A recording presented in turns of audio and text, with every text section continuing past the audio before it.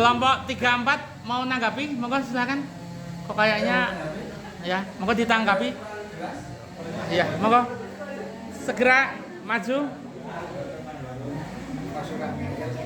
Waktu dipersilahkan. Serahkan pihak perempuan Mas untuk menanggapi.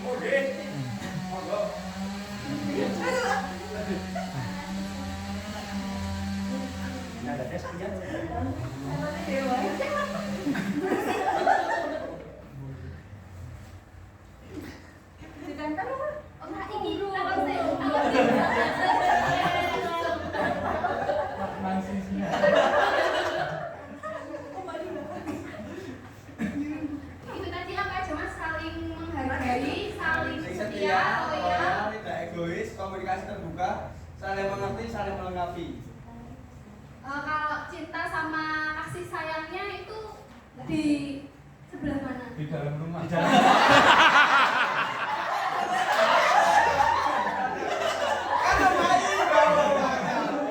Kalau main di rumah.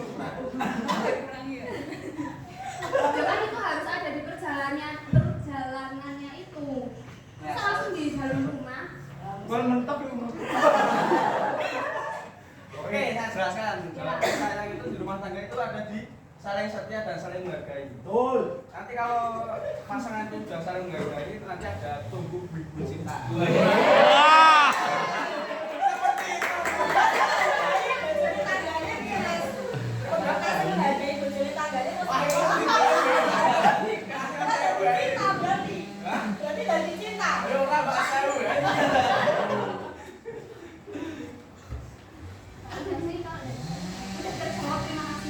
Oke. Tepuk tangan untuk kelompok 3. Kelompok berapa tadi? Kelompok 2 nih.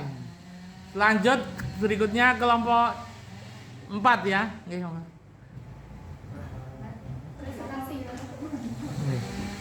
Ditempel boleh di tembok sini. Tadi kan temannya banyak, ada yang bisa nempel.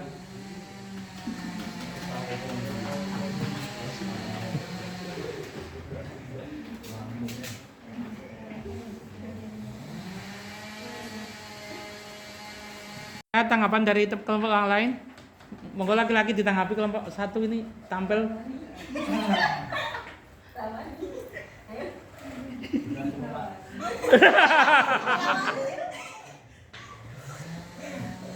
Itu tadi sifatnya sudah biasanya sifat kan marah gitu ya.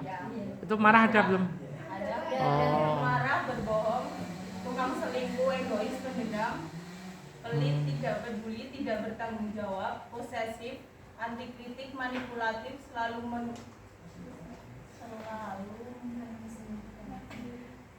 ingin menang sendiri, boros.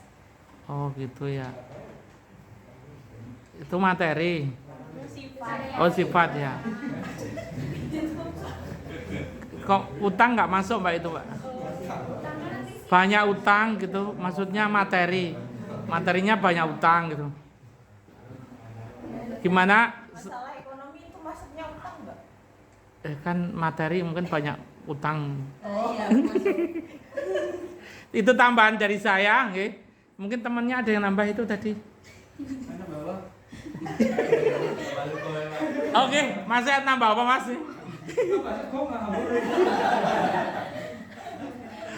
Ini nggak ada kelompok 3 ini ya. Gimana tanggapannya kelompok 3? Bagus? Oh. Kelompok laki-laki kok diam ini gimana? Itu kan tidak hanya untuk laki-laki, juga untuk perempuan tuh loh. Ya Mas, jangan merasa terpojok Mas ya. Oh iya. Kok kenapa selingkuh masuk itu Mbak itu? Kok itu nggak masuk sikap itu selingkuh? Selingkuh masuknya ke sifat. Oh nggak ke sikap. Sifatnya sudah pembohong, bermuka 2 itu sifat ya mungkin. Tapi nek selingkuh ya masuknya sikap ya Pak ya. Ya. Oke. Sudah? Cukup teman-teman? Tepuk tangan untuk kelompok 1. Oh, kelompok 4. Sekarang yang belum kelompok berapa? Oh, 3. Mohon kelompok 3 untuk menyampaikan materinya. Oke. Bisa ditempel itu di situ. Ya, temannya kan banyak itu nih.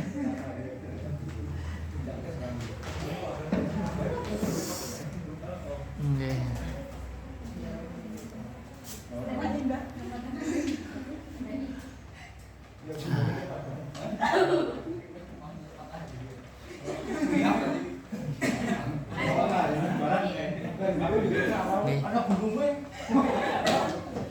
Oke, monggo. Kenalan dulu Mbak, namanya siapa? Ketuanya siapa? Suruh bicaranya siapa? Nggak ada ketuanya sih Pak. Oh, suruh bicaranya. Wakilnya siapa? Sekretarisnya. Ini dibaca ya? Ini dibaca ya Pak? Ya monggo, yang penting Anda menjelaskan itu. Oke. Silakan.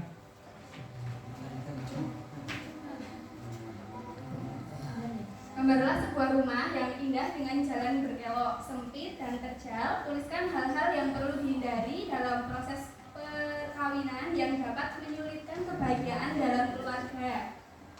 Di sini kita menggambar, ini ada rumah. Ya. Rumah yang indah sekali Pak, ini ada gunungnya, ada matahari. Terus ini kita yang pertama itu ada Oke. ada gimana Pak? Tadi kan udah nih ada gambar rumah. Terus ini tadi kan konsepnya yang ya jalan berkelok menuju rumah yang indah. Jadi ini pertama itu yang gangguannya. Waduh. Yang perlu dihindari itu yang pertama adalah ini ada jalan licin di sini. Itu komunikasi atau perbedaan pendapat. Ya, terus selanjutnya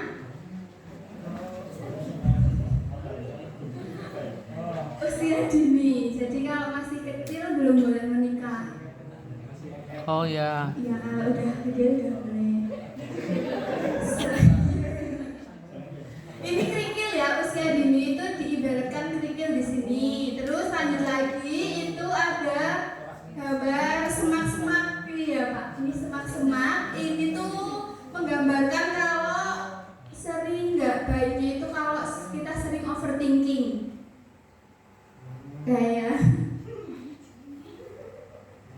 overthinking. Terus yang selanjutnya ini ada tembok gede yang menghalangi perjalanan. Itu diibaratkan kayak beda agama. Terus itu nanti juga berpengaruh sama restu orang tua juga biasanya. Terus selanjutnya ini rintangan yang terakhir itu yang paling sangat-sangat itu ya. Ini ada Mbak ini mau gambar jembatan yang ambrol. Ini jembatan ambrol ini tuh diibaratkan orang ketiga Pak. Jadi kalau di hubungan ada orang ketiga itu biasanya pasti putus ya. Putus, tapi nggak tahu kalau yang cewek-cewek atau cowok-cowok yang agak kurang itu biasanya dimaafkan, tapi kalau saya enggak. Terus ini kalau orang ketiga ini ada sungai Pak. Biasanya kalau orang ketiga itu katut ini sama arusnya ikut kali. Jadi kalau udah melewati sini, udah melewati beberapa hambatan ini, kita bisa menuju rumah yang indah sebelah sini. Ada yang mau ditanyakan teman-teman? Please my friend, give your advance for group 3 ya. Sudah jelas oh ya, terima kasih teman-teman semua. Masa itu nggak ada yang mau ngomong nih, teman-teman memberi tanggapan? Oh, tidak berani, nanti dibantah. Ya, jadi luar biasa tadi penjelasannya, saya kira kok tergolong hebat itu ya. Tapi maksudnya overthinking itu apa gitu loh? What mean of overthinking? Berpikir yang tidak Oh, berpikir yang Iya, tidak. kita membuat skenario di sini sendiri. Oh, jangan-jangan kebanyakan drakor. Enggak, Pak, saya nggak suka. Oh iya.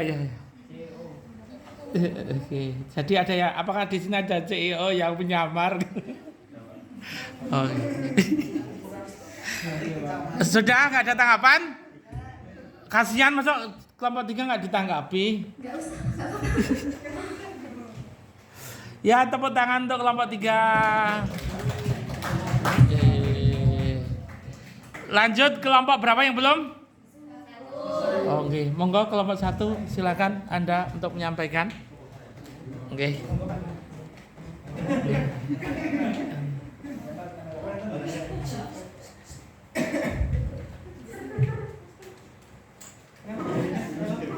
Kalau nggak ditempel ada satu yang megangi. Nah, ada 2 boleh yang megang. Diarahkan ke para teman-teman Anda sekalian. Ya ini. Oke.